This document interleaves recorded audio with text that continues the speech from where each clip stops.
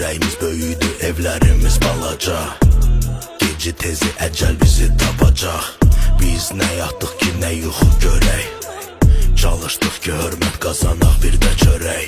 Gecələr şəhərin gözləri yumulur. Meyid məsciddə, günah küçədə yuyulur. Yalanlar şirindir, həqiqətsə acıdır. Mikrorayonda səhər açılır. Maddələr aparır ağıl. Ananın göz yaşı ağrıdan ağır. İndi qorxuların xəyallarından böyük.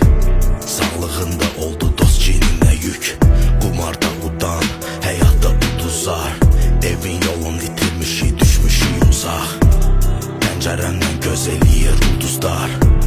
Bəlkə onların da mənə sözü var. Çəkilir göz sınağa, dönür söz silaha. Batıp ama günaha, ana olma narahat. Eve geç qayıtmaram, Telefona çatmır zəng, eve geç qayıtmaram. buludlar alıbdı qara rəng. Çəkilir göz sınağa, dönür söz silaha. Batıp ama günaha, ana olma narahat. Eve